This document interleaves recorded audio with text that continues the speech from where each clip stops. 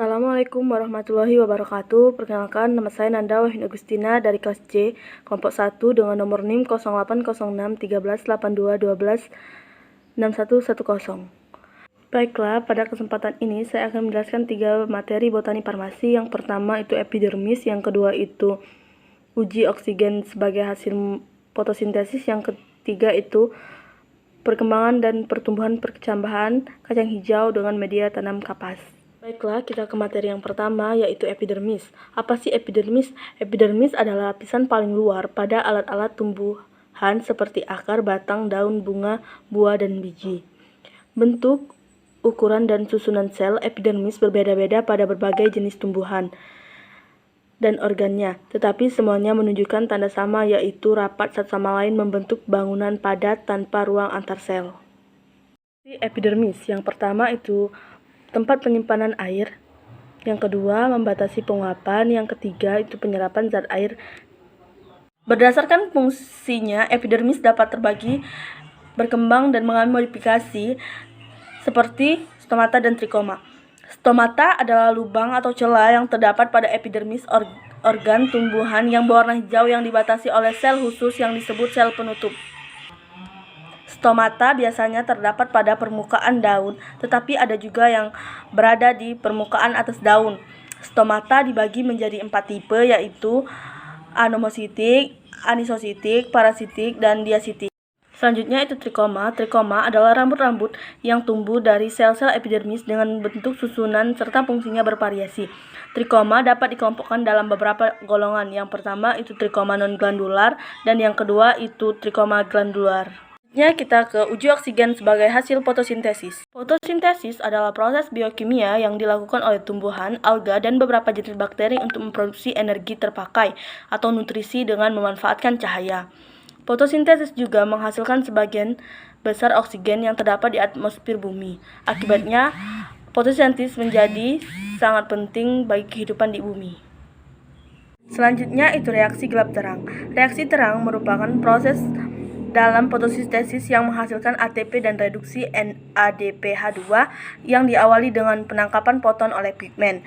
Sedangkan siklus Calvin atau reaksi gelap, reaksi ini merupakan reaksi kimia untuk mengubah karbon dioksida dan komponen lainnya menjadi gliserinida 3-fosfat atau G3P yang kemudian digunakan untuk membentuk glukosa. Selanjutnya, untuk membuktikan bahwa fotosintesis menghasilkan oksigen, yaitu dengan percobaan Ingenhousz. Kita dapati beberapa faktor yang mempengaruhi banyaknya gelembung pada percobaan Ingenhousz, yaitu cahaya, karbon dioksida, dan suhu atau temperatur air. Ini dia contoh percobaan Ingenhousz. Selanjutnya kita masuk ke perkembangan dan pertumbuhan perkecambahan kacang hijau. Kacang hijau atau Pycna radiata L merupakan salah satu komoditas tanaman kacang-kacangan yang banyak dikonsumsi rakyat Indonesia karena dapat diolah menjadi bubur kacang hijau sebagai kue dan kecambahnya dikenal sebagai tauge. Perkecambahan biji. Perkecambahan atau geminisasi ditandai dengan keluarnya bakal akar atau radikal dari kulit biji. Selama proses ini berlangsung, terjadi mobilisasi cadangan makanan dari jaringan penyimpanan atau keping biji ke bagian vegetatif, yaitu sumbu pertumbuhan, embrio, atau lembaga. Selama proses perkecambahan, bahan makanan cadangan diubah menjadi bentuk yang dapat digunakan baik untuk tumbuhan maupun manusia. Perkecambahan meliputi peristiwa-peristiwa fisiologis dan morfologis. Selanjutnya itu pertumbuhan primer dan pertumbuhan sekunder. Pertumbuhan primer adalah pola pertumbuhan tumbuhan bergantung pada letak meristem apikal, berada pada ujung akar dan pucuk tunas, menghasilkan sel-sel bagi tumbuhan yang tumbuh memanjang. Pemanjangan ini yang disebut pertumbuhan primer. Tipe perkecambahan ada 2 tipe, yaitu epigel dan hipogeal. Perkecambahan epigel adalah tipe perkecambahan yang ditandai dengan hipokotil yang tumbuh memanjang sehingga plumula dan kotiledon terangkai ke atas permukaan tanah. Kotiledon dapat melakukan fotosintesis selama dan selanjutnya itu perkecambahan hipogeal. Perkecambahan hipogeal ditandai dengan epikotil tumbuh memanjang, kemudian plumula tumbuh ke permukaan tanah menembus kulit biji. Kotiledon tetap berada di dalam tanah. Contohnya tumbuhan yang mengalami perkecambahan ini adalah kacang ercis, kacang kapri, dan lainnya. Ini adalah contoh tipe perkecambahan hipogeal dan epigel. Proses pertumbuhan tanaman pun sangat dipengaruhi oleh lingkungannya.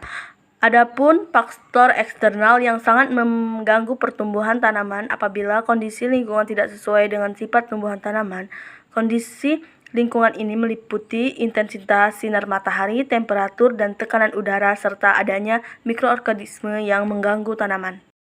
Baiklah, itulah penjelasan dari saya. Saya akhiri. Wabillahi taufiq wal hidayah. Wassalamualaikum warahmatullahi wabarakatuh. Terima kasih.